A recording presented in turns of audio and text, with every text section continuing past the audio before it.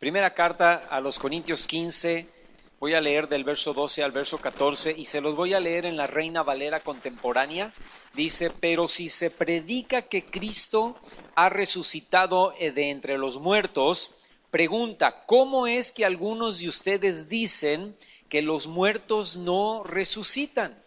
Porque si los muertos no resucitan, entonces tampoco Cristo resucitó. Y si Cristo no resucitó, nuestra predicación no tiene sentido y tampoco tiene sentido la fe de ustedes. Fíjense, hermanos, cuando llegamos a la carta a los Corintios nos encontramos con una iglesia muy problemática. Ya no existen iglesias así el día de hoy, pero en ese entonces existían iglesias así, ¿verdad? Muy problemática, tenían muchos problemas los corintios, problemas congregacionales y problemas doctrinales. Y fíjense, a mí me llama mucho la atención cuando leo Corintios porque era la iglesia donde se manifestaban los 9 dones, ¿no? Era una iglesia, podríamos decirlo el día de hoy, avivada. Era una iglesia donde el Espíritu Santo se movía tremendamente. Había personas hablando con el don de lenguas, había personas profetizando, había personas que tenían el don de la ciencia, de la sabiduría, echando fuera demonios, haciendo milagros. Había hombres y mujeres que tenían una fe tremenda y era la iglesia que más se peleaba entre ella. En las reuniones tenían problemas, en la congregación había problemas entre ellos, problemas tan serios, hermano, que uno a otro se demandaban. Entonces Pablo tiene que escribirles y decirles, a ver, hermanos, pónganse en orden, por favor. Tiene que escribirles para corregir esos problemas que esta iglesia tenía, tanto congregacionales como doctrinales. Uno de esos problemas doctrinales era en lo referente a la resurrección. Se habían levantado ciertos hermanos diciendo que los muertos no podían resucitar. Fíjate, no dudaban de la resurrección de Jesús, pero sí dudaban de que los muertos un día podrían resucitar. Y por causa de ese grupo de hermanos que estaban teniendo esa doctrina o esa mala doctrina, estaban contaminando y estaban afectando a otros hermanos que sí creían sobre la resurrección de los muertos. Ahora, el problema de dudar de la resurrección de los muertos es que esa doctrina echaba por tierra no solo la resurrección también de Jesús, sino todo el evangelio. Si lees allí en el versículo 16, fíjate, voy a leerlo otra vez en la Reina Valera contemporánea, del verso 16 al versículo 20, dice Pablo, porque si los muertos no resucitan, entonces tampoco Cristo resucitó. Obviamente, ¿verdad? Si no hay resurrección de muertos, pues entonces Cristo tampoco resucitó. Y si Cristo no resucitó, dice el verso 17, entonces la fe de ustedes, los corintios, no tiene sentido. ¿Por qué? Porque están todavía en sus pecados. En tal caso, también los que murieron en Cristo, pues todavía están perdidos. Si nuestra esperanza en Cristo fuera únicamente para esta vida, seríamos los más desdichados de todos los hombres. Pero ahora fíjate en el verso 20, dice, pero el hecho es que Cristo ha resucitado de entre los muertos como primicias de los que murieron. Fíjate, te voy a explicar la lógica de Pablo en estos versículos del 16 al 20. Lo que Pablo está diciendo es, si los muertos no resucitan, entonces Jesús tampoco resucitó. Y si Jesús no resucitó, entonces nuestra fe no tiene sentido. Porque entonces Jesús fue solamente un buen hombre con buenas intenciones. Y no deja de ser solo y únicamente, pues, un profeta, un buen maestro, ¿no? Un revolucionario o como lo quieras llamar, pero es simple y sencillamente eso y no pasa a ser nada más. Quiere decir entonces, si Jesús solamente fue un hombre con buenas intenciones, pero no fue Dios porque nunca se levantó de la tumba, entonces tampoco nunca se presentó Jesús delante del Padre para presentar su sangre por nosotros. entonces eso significa, y esto es lo terrible de todo el asunto, que tú y yo seguimos en nuestros propios pecados, que nunca alcanzamos la justificación.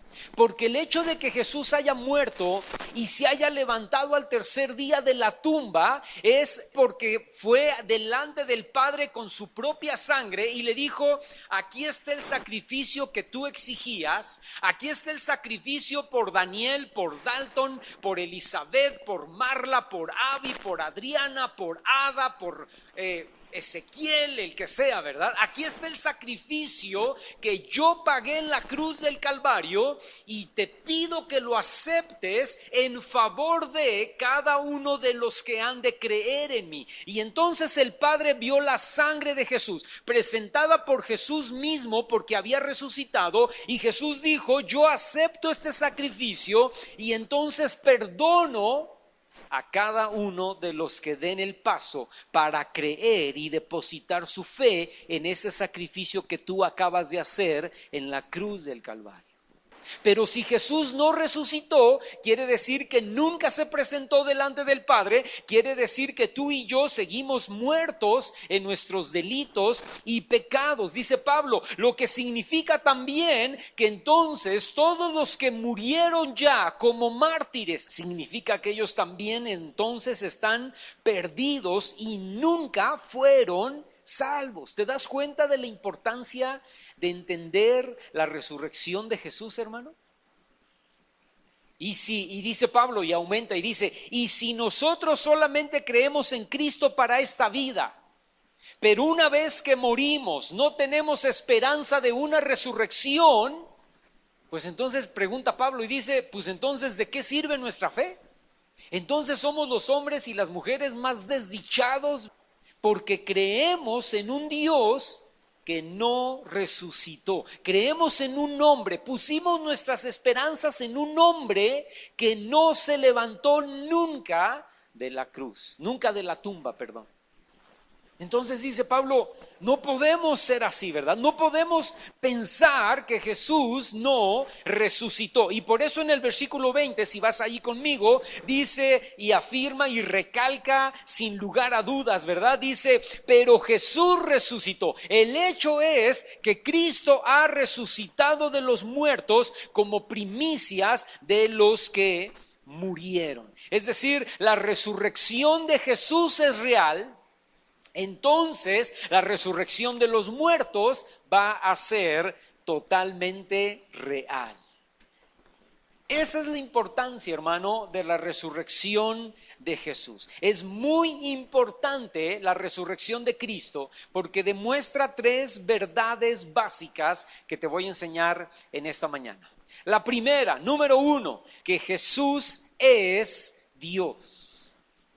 Hay una corriente muy fuerte el día de hoy. Un grupo de cristianos, entre comillas, se está levantando muy fuerte. No sé de dónde lo están sacando, pero ellos están diciendo que la Biblia nunca dice literalmente que Jesús es Dios o que Jesús fue Dios. Lo cual están totalmente equivocados, porque todo el Antiguo Testamento y todo el Nuevo Testamento declara, ¿verdad?, y confirma que Jesús es Dios. Pero este grupo de cristianos se están levantando diciendo, o este grupo de personas más bien, porque no me atrevería a llamarlos cristianos porque pues no creen en Cristo, porque Cristo no es Dios, ¿verdad?, para ellos. Entonces este grupo de personas se están levantando diciendo que como la Biblia no dice literalmente Jesús es Dios, pues entonces no es Dios. Pero la Biblia sí dice literalmente que Jesús es Dios, hermano. Te lo puedo enseñar, bueno, eso es tema para otra predicación, te lo puedo mostrar después, ¿verdad? Citas bíblicas que hablan que Jesús es Dios. Pero escúchame, necesitamos entender, hermano, que la resurrección de Jesús demuestra clara y llanamente que Jesús es Dios. Fíjate lo que dice ahí mismo. No nos salimos de Primera de Corintios capítulo 15. De hecho, ponle un papelito ahí, algo para que lo encuentres rápidamente, porque si nos vamos a otras citas vamos a regresar a Primera de Corintios capítulo 15. Pero fíjate lo que dice allí en el capítulo 15, versículos 3 y 4. Dice Pablo: porque primeramente les he enseñado lo que asimismo recibí, que Cristo murió por nuestros pecados conforme a las Escrituras y que fue sepultado y que resucitó al tercer día conforme a las Escrituras. Fíjate, Pablo enseña tres cosas fundamentales. Dice ahí, número uno, les he enseñado yo a ustedes, Corintios, dice Pablo, que Cristo murió por nuestros pecados de acuerdo a lo que dice el Antiguo Testamento. No porque Jesús lo mereciera. Jesús murió no porque lo mereciera, sino por nuestra causa. Jesús murió por nuestra culpa. Jesús nunca hizo pecado, pero cargó en la cruz del Calvario todos nuestros pecados. Dice Pablo, murió de acuerdo a lo que estaba escrito desde Génesis hasta Malaquías. Todo lo que los profetas profetizaron sobre el Mesías en Jesús se cumplió. Y él murió de acuerdo a esas escrituras. Y al morir por nuestros pecados estaba cumpliendo las profecías del Antiguo Testamento. Y luego dice Pablo, número 2, fue sepultado. Eso es importante. ¿Por qué? Porque en realidad verdaderamente estaba muerto. Dice Pablo, lo enterraron porque comprobaron que realmente había muerto. Fíjate, hermano, hace algunos años, ya cientos de años atrás, tal vez no sé, 300 o 400 años atrás, se levantó una doctrina que decía que Jesús realmente no había muerto, que Jesús realmente se había desmayado en la cruz, ¿verdad? Entró como en un estado de coma o una cosa así, ¿no? Y en la cruz pues no murió, solamente se desmayó. Y entonces los soldados romanos se equivocaron, lo cual es totalmente falso, porque si alguien sabía, si alguien conocía a los muertos, eran los romanos, ¿verdad? Los romanos sabían, este ya se murió. Entonces dice, pero los soldados romanos se equivocaron, los discípulos se equivocaron, las mujeres que enterraron a Jesús se equivocaron y pensando que estaba muerto, fueron y lo enterraron en la tumba. Ahora déjame decirte algo, las mujeres lo embalsamaron. Dice que rápidamente, porque se acercaba ya el día de reposo y Jesús estaba muerto, entre comillas, que realmente no estaba muerto, estaba desmayado o estaba en coma, no, pero ellas no lo sabían. Entonces lo embalsamaron. ¿Qué es embalsamarlo? Le pusieron telas, lo enredaron en telas, pero antes le untaron ciertas especias, ungüentos en el cuerpo, y luego ponían una tela y luego ponían más ungüentos y otra tela y más ungüentos y otra tela, y quedó, haz de cuenta, como momificado, ¿verdad? Una momia, ¿no? Del cuello para abajo, y aquí en la cabeza una como pues una venda, ¿verdad? Alrededor de la cabeza, y todo eso con especias y aceites, ¿no? Y todo eso era como un engrudo, hermano, que al final se pegaba a la tela. Entonces imagínate, Jesús está allí es lo que decían estas personas de la teoría, ¿verdad? Está ahí en coma o está ahí desmayado, y de repente en el frío de la tumba se despierta. Ahora, escúchame, fue golpeado con el látigo, ¿verdad? En las espaldas, fue puesto con una corona de espinas, lo golpearon, le arrancaron la barba, le escupieron, le clavaron las manos, le clavaron los pies. Eso es muy importante porque ahorita te voy a decir algo, ¿verdad? Le clavaron los pies y luego le metieron una lanza en el costado, ¿verdad? Y así lo entierran, y así se despierta el Señor. Se despierta en la tumba porque estaba desmayado, estaba en coma, y entonces se despierta y dice, ¿qué estoy haciendo aquí? Ah, mis discípulos se equivocaron, ¿verdad? Pensaron que estaba muerto y no estaba muerto, ¿verdad? Estaba en coma. Muy bien, entonces así, pues, ¿cómo se zafa las vendas? ¿Cómo se zafa lo que le habían puesto? No podía zafarse. Entonces él de alguna manera, no sé cómo, se baja de la piedra donde lo tenían acostado, se levanta y entonces camina hacia la entrada, tumba la piedra. No se va. Tiene que pelear contra los 12 guardias romanos que están ahí, ¿verdad? Se pelea contra ellos, no sé cómo, ¿verdad? Y luego se va.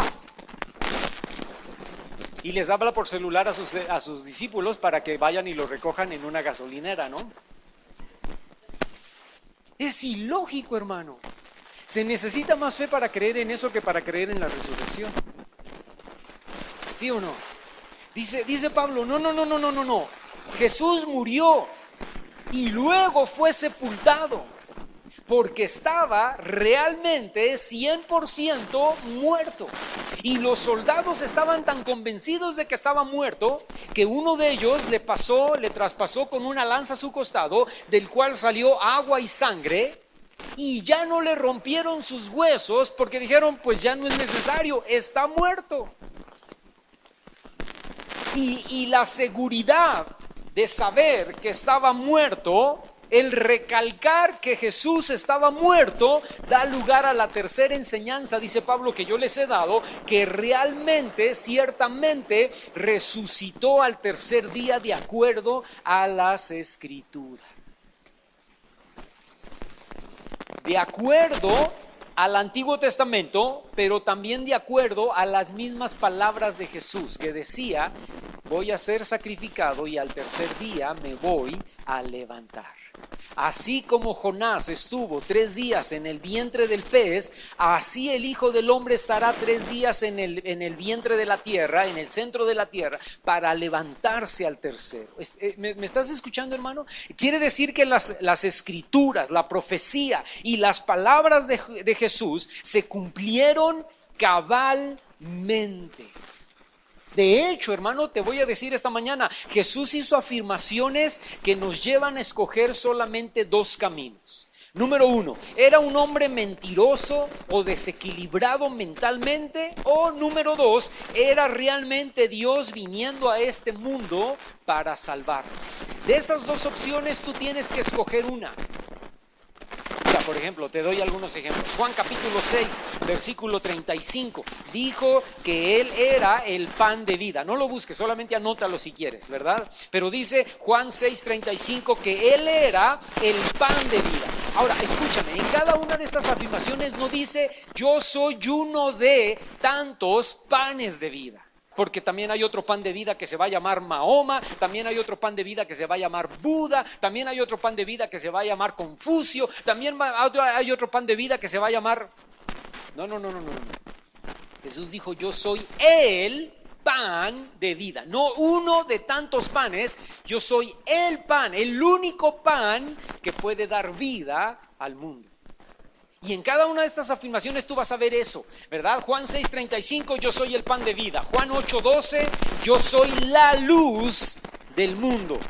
Juan 17, yo soy la puerta de salvación. Juan 10:11, yo soy el buen pastor que va a dar su vida por las ovejas. Juan 14:6, yo soy el camino, yo soy la verdad y yo soy la vida. Ahora déjame decirte, todas estas afirmaciones no tienen cabida para un ser humano normal. Él tenía que ser Dios para afirmar estas cosas. Porque si yo me levanto aquí y les digo a ustedes que yo soy el camino, la verdad y la vida, pues ustedes además de que se van a salir corriendo de ese lugar porque yo ya me volví loco, van a decir, pues este fulano, ¿qué se cree, verdad?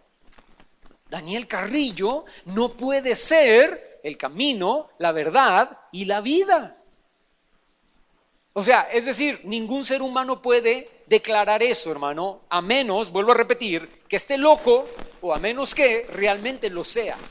Y Jesús con su resurrección demostró que lo era. De hecho, Juan capítulo 11, verso 25, dijo, yo soy la resurrección y la vida. Y luego agregó y dijo, el que cree en mí.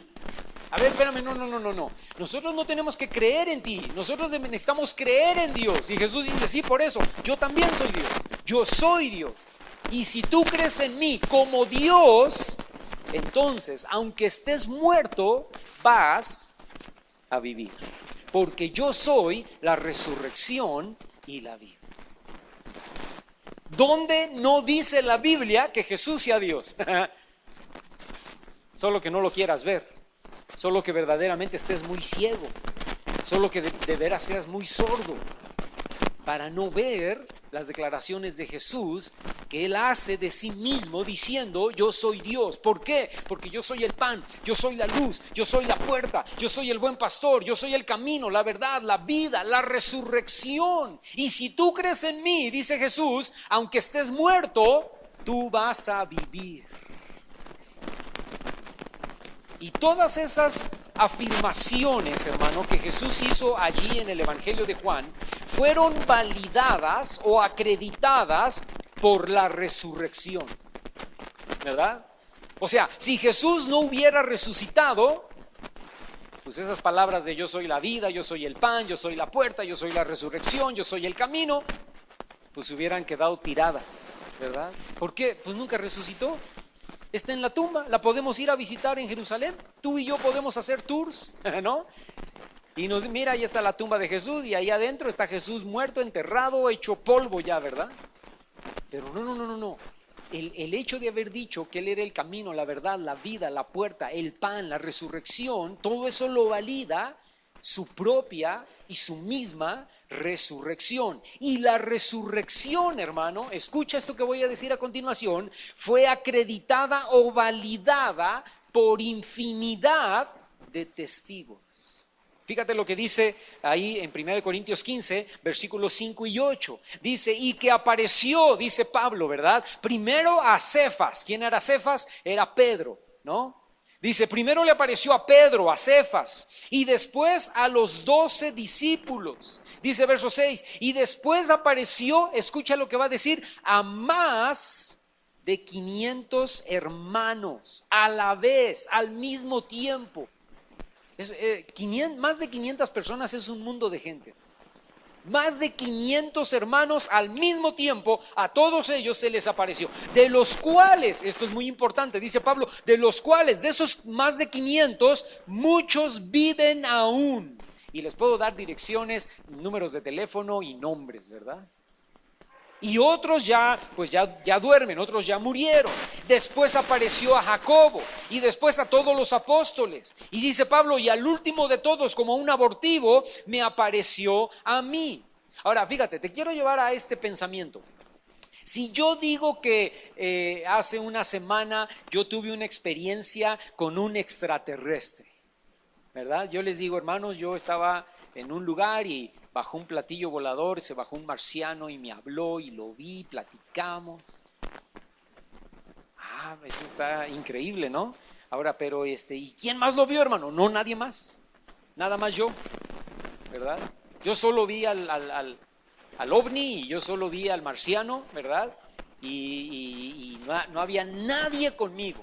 Pues mis dichos pueden ser muy cuestionados, ¿sí o no, hermano? Porque pues ¿quién te va a creer, verdad?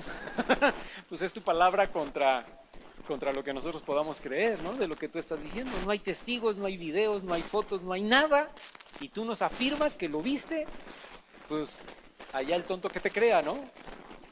Ahora, pero si hay testigos, si yo les digo, hermanos, yo lo vi, y lo vio fulano, sutano, mengano, perengano, personas que ustedes conocen, lo vimos, ¿verdad, Jonathan, que lo vimos? Tú y yo estábamos ahí con Janet, y estaba ahí Abby, y estaba mi hermana Edith, y estaba mi hermana Ada, ¿verdad, hermana Ada? ¿Verdad, hermana Edith? Y ahí estaba fulano y sutano y mengano, y nos paramos todos aquí enfrente, las 40 personas que lo vimos, nos paramos y les decimos, sí, hermano, y todos tenemos la misma versión y contamos la misma historia. Bueno, pues entonces, pues ya es más válido lo que estamos diciendo, ¿sí o no? Habrá algo de duda, pero dices, pues Daniel nos puede mentir, pero 20 personas que cuentan la misma historia, 20 personas que dicen lo mismo. Pero si yo les digo, hermanos, no solamente es Jonathan, Janet, la hermana Edith, la hermana Ada, el hermano Ezequiel, hay más de 500. Y ustedes conocen algunos de ellos y saben que algunos ya se murieron y saben que otros todavía están vivos y ustedes mismos les pueden preguntar. Ahora, si yo te digo eso, hermano, pues hay una validez mayor. ¿Por qué? Porque tú puedes no creerme a mí, pero puedes preguntarle directamente a los testigos si lo que yo estoy diciendo es real.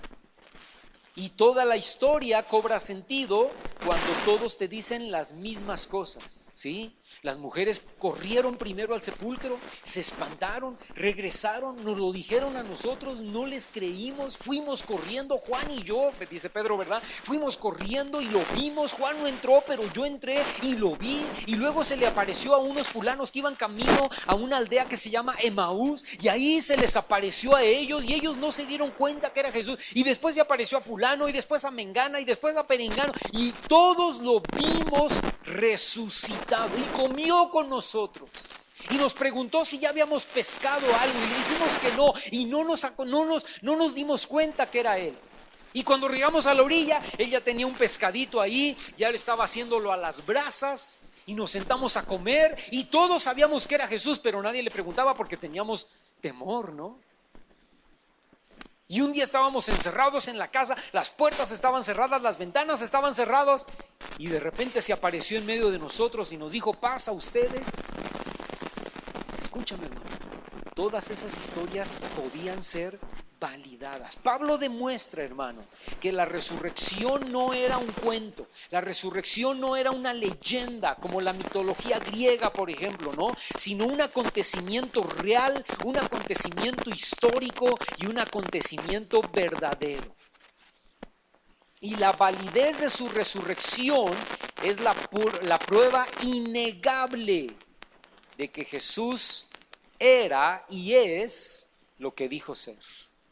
Segunda cosa importante de la resurrección es importante porque demuestra que Jesús venció al pecado.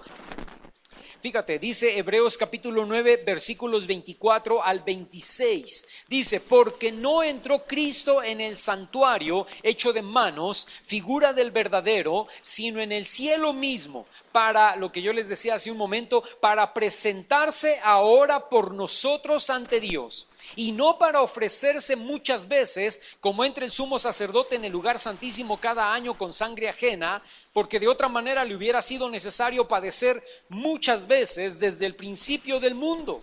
Pero ahora, en la consumación de los siglos, se presentó una vez para siempre por el sacrificio de sí mismo. ¿Para qué? Para quitar de en medio el pecado.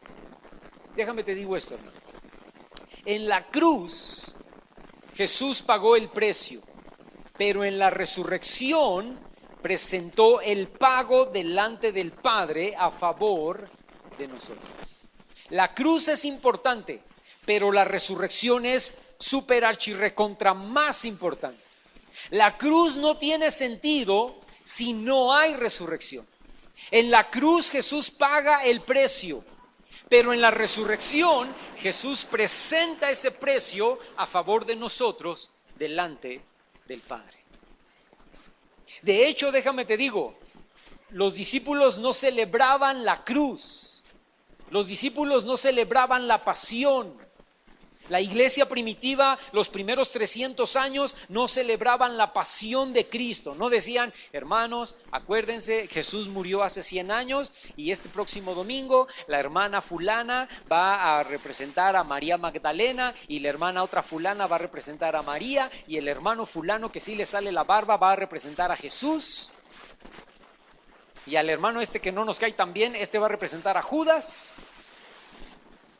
Y ya tenemos otros 11 que van a representar a los demás discípulos y tenemos otros que van a representar a los romanos y vamos a hacer aquí en la reunión una escenificación de... No, escúchame, eso, es más, los primeros yo creo que 400 años, 500 años eso no existía, hermano. A los discípulos no les interesaba la pasión, a los discípulos no les interesaba la cruz. La cruz era un instrumento de vergüenza, hermano. La cruz era un instrumento de martirio. Jesús murió desnudo, completamente desnudo en la cruz del Calvario. O sea, los discípulos lo que menos querían era acordarse de la cruz. Hermano, pero en la cruz Jesús murió por nosotros. Sí, claro que sí. Y ese sacrificio es valioso. Sí, claro que sí. Pero escúchame, pero si nos vamos a qué es más valioso, es más valiosa la resurrección. El Padre, dice ahí Hebreos, en la cita que acabamos de leer, que aceptó el sacrificio presentado por Jesús a nuestro favor. Y eso convierte a Jesús, hermano, en nuestro único intercesor y en nuestro único abogado. Porque Él se presenta delante del Padre, no solamente para presentar su sangre, sino para interceder por nosotros. Amén, hermano. Y número 3, la tercera cosa que demuestra la resurrección y por lo cual es importante la resurrección es porque Jesús venció a la muerte. Regrésate allí a 1 Corintios en el capítulo 15, de nuevo. Y fíjate lo que dice el versículo 20, que de hecho lo leímos ya, te lo voy a leer ahora en la Reina Valera 60. Dice, mas ahora Cristo ha resucitado de los muertos, primicias de los que durmieron es hecho. Y la Nueva Traducción Viviente dice, lo cierto es que Cristo sí resucitó de los muertos, Él es el primer fruto de una gran cosecha, el primero de todos los que murieron. Fíjate, hermano, Jesús es las primicias. ¿Por qué? Porque Jesús abrió el camino de la resurrección para nosotros. De hecho, te digo algo, la resurrección es la gran diferencia con otras religiones, ¿verdad? La resurrección es lo que marca toda la diferencia. Dice, no lo busques, pero dice Hebreos capítulo 10, verso 12, que Cristo, habiendo ofrecido una vez para siempre un solo sacrificio por los pecados, se ha sentado. ¿Por qué se ha sentado? Porque está vivo a la diestra de Dios. Escúchame, hombres y profetas de todas las demás religiones están muertos. Confucio, Buda y Mahoma, que son las tres religiones más grandes después del cristianismo, ¿no? Confucio, Buda y Mahoma están muertos. Ninguno de esos hombres murió y ninguno de esos hombres resucitó por sus seguidores. Y aun cuando alguien pueda morir por sus seguidores, ninguno ha podido resucitar. Fíjate, sáltate conmigo, 1 Corintios 15, sáltate ahora hasta el versículo 54. Dice Pablo, y cuando esto corruptible se haya vestido de incorrupción, porque vamos a resucitar después de muertos, ¿verdad? Vamos a tener cuerpos glorificados al igual que Jesús recibió su cuerpo glorificado después de resucitar. Entonces dice Pablo, y cuando esto corruptible, que le da cáncer y que se enferma de diabetes y que se hace viejito y se le cae el pelo, ¿verdad? Y se vuelve canoso y se le salen arrugas. Dice Pablo, cuando esto corruptible se haya vestido de incorrupción y esto mortal se haya vestido de inmortalidad, entonces se cumplirá la palabra que está escrita, sorbida o absorbida o aspirada o devorada es la muerte en victoria. Y pregunta, ¿dónde está entonces, oh muerte, tu aguijón? ¿Dónde, oh sepulcro, tu victoria? Porque, escúchame, hermano, esa es la importancia de la resurrección, porque ahora como hijos de Dios no tenemos temor a la muerte, porque si Jesús resucitó, entonces también tú y yo resucitaremos. Oye, hermano, y cuando yo resucite, la ciática y las reumas, ¿no? Y el dolor de rodilla, todo eso se me va a quitar. Hermano, escúchame, cuando tú resucites vas a tener un cuerpo glorificado y vamos a estar saltando, brincando, alabando a Dios, con un cuerpo que no te imaginas, hermano. Es por eso que nuestra esperanza, hermano, después de la muerte es que no vamos a permanecer muertos, sino que vamos a resucitar para vida eterna. Te doy la última cita, ve conmigo, primera carta de Juan, capítulo 5. Y fíjate lo que dice versículos 11 al 12. Y dice Juan, y este es el testimonio que Dios nos ha dado. Escucha, no dice nos va a dar futuro cuando te mueras y resucites. No. Dice Juan, este es el testimonio que Dios nos ha dado ya. No dice ya, pero yo le aumento ahí, ¿verdad? Dios nos ha dado, tiempo presente, Dios nos ha dado vida eterna. Porque la vida eterna no la vamos a empezar a vivir después de muertos, la vida eterna la empezamos a vivir desde ahora, hermano. Dice, y esta vida, y vida en abundancia, amén. Dice, y esta vida está, ¿en quién, hermano? En su Hijo. ¿Por qué? Porque dice Juan, porque pues, su Hijo es Dios, ¿no? Entonces esta vida está en Él porque Él es y era Dios. Dice versículo 12, dice, el que tiene al Hijo tiene la vida. El que no tiene al Hijo de Dios no tiene la vida. Escúchame, solamente dos opciones.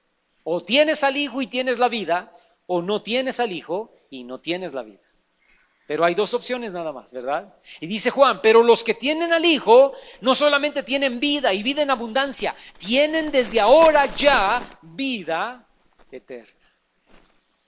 La resurrección, hermano, es la base de nuestro cristianismo. Creer en Jesús, creer en su muerte y creer en su resurrección nos lleva a entender tres cosas importantes y valiosas: que Jesús es Dios, que venció al pecado y que venció a la muerte.